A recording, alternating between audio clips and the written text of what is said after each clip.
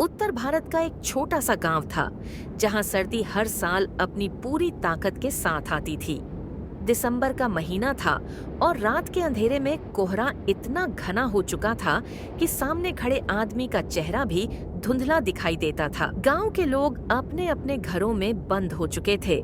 किसी के घर में अंगीठी जल रही थी तो किसी के घर में कंबल और रजाई का सहारा था। लेकिन इसी गांव के कोने में एक ऐसी झोपड़ी थी जहां ठंड को रोकने के लिए सिर्फ एक पुराना सा दरवाजा और कुछ टूटे हुए तख्ते थे। उस झोपड़ी में एक बूढ़ी औरत रहती थी जिसका नाम शांति था, लेकिन उसकी जिंदगी में शांति का नाम तक नहीं था। उसकी उम्र लगभग 70 साल के आसपास थी।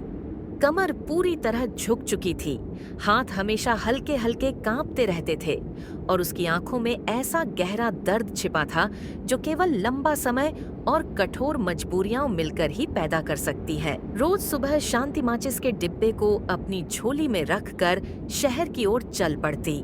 शांति गली गली घूमकर धीमी आवाज में लोगों को पुकारती थी, माचिस ले लो बेटा, ठंड बहुत ज्यादा है। कुछ लोग उसे देखकर अपनी जेब से सिक्का निकाल लेते थे, लेकिन ज्यादातर लोग उसकी ओर देखकर भी अपनी नजर फेर लेते।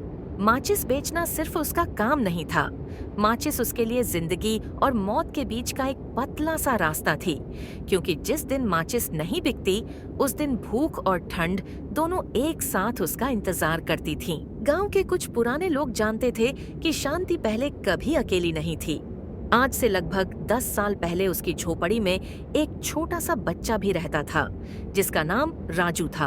राजू उसका पोता था और वही उसकी जिंदगी की आखिरी खुशी था। राजू भी अपनी दादी के साथ माचिस बेचने जाया करता था, लेकिन एक सर्द रात वह बाहर गया और फिर कभी वापस नहीं आया। उस रात के बाद शांति ने सिर्फ अपना पोता ही नहीं खोया, उसने अपनी मुस्कान, बात करने की आदत और जीने की वजह भी खो दी। इस साल की ठंड कुछ अलग ही थी, क्योंकि ठंड के साथ साथ शांति का जिस्म भी धीरे धीरे हारने लगा था। उसके पैर सूज जाते थे, हाथ सुन्न हो जाते थे, लेकिन फिर भी वह घर में बैठकर नहीं रह सकती थी, क्योंकि घर में बैठने का मतलब भूख से मरना होता था। हर सुबह वह खुद से कहती थी कि आज बस थोड़ी देर बाहर जाऊंगी और फिर जल्दी घर लौट आऊंगी, लेकिन मजबूरी उसे रोज फिर से सड़क पर ले जाती थी। उस दिन शाम कुछ ज्यादा ही ठंडी थी और माचिस भी बहुत कम बिकी थी।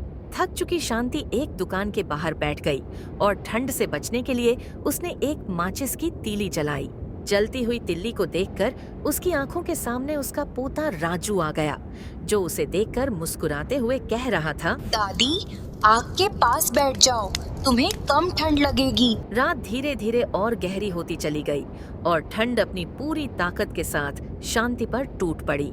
उसने एक के बाद एक माचिस जलाती चली गई। हर जलती हुई तिल्ली के साथ उसे अपनी जिंदगी के टुकड़े याद आते रहे, लेकिन जब आखिरी माचिस बुझ गई तो शांति के हाथ हिलना बंद हो गए और उसकी आंखें धीरे धीरे बंद होती चली गईं। अगली सुबह जब दुकान खुली तो दुकानदार ने देखा कि शांति वहीं बैठी हुई है, जैसे वह पूरी रात उसी जगह बैठी रही हो। लेकिन जब वह पास जाकर देखने लगा तो उसे समझ आ गया कि शांति अब इस दुनिया का हिस्सा नहीं रही। उसके चेहरे पर एक अजीब सा सुकून था, जैसे उसे आखिरकार ठंड से आराम मिल गया हो। लोगों ने सिर्फ इतना कहा, बूढ़ी थी, उसका समय आ गया था, लेकिन किसी ने यह नहीं सोचा कि अगर समय पर थोड़ी सी इंसानियत दिखाई होती तो शायद उसकी कहानी यहाँ खत्म नहीं होती।